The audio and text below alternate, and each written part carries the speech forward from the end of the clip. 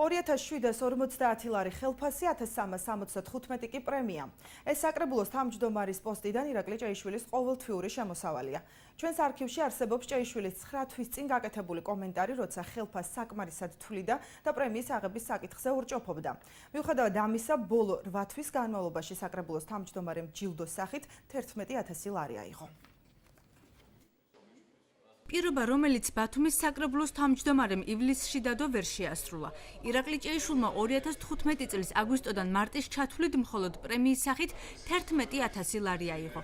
მიზეზებს არ განმარტავს, თუმცა აცხადებს, რომ ცალსახა გადაწყვეტილება პრემიაზე უარს კატეგორიულად იტყო და არასოდეს მიუღია. აბსოლუტურად არ არის განცხადება, სადაც მე ცალსახად ვამბობ, უარს პრემიებზე სავარაუდოდ იყო საუბარი. ჩვენამდე გაიცემოდა 100 და 200 და 300% პრემიები და ეს შემცირდა იმ პოლიტიკას, რომ მაშინ როდესაც აპარატის თანამშრომლები ღებულობდნენ ჩვეულებრივად ესე ვთქვათ კვარტალში 200%, დღეს ღებულობს 3 თვეში ერთხელ ერთი ხელფასის ოდენობას, ამავდროულად ესეც ესე ვთქვათ საკრებულოს დეპუტატებიც ანალოგიურად განახევრებულს ღებულობენ, რაც იყო შარშე, მაგრამ ეს არ ნიშნავს იმას, რომ ეს არის გადაწყვეტილი და არ გადაიხედება, შესაბამისად მუშაობთ ამ მიმართულებით, რომ დიფერენცირებული იყოს პრემია და პრემია გაიცეს შესრულებული სამუშაოს მიხედვით. 9 თვის წინ, როდესაც გასაცემი პრემიების რაოდენობა და ინტერვალი დგინდებოდა, იგი ერთ კომენტარში ორჯერ აღნიშნავდა, რომ პრემიას დიდი ალბათობით არ აიღებდა.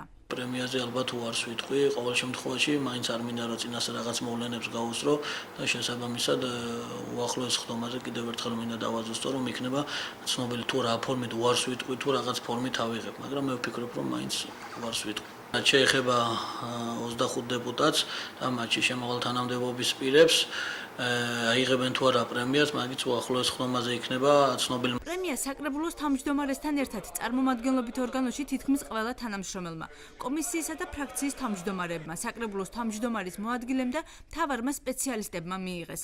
მხოლოდ 2015 წლის იანვრიდან მარტის ჩათვლით 70080 ლარი გაიცა.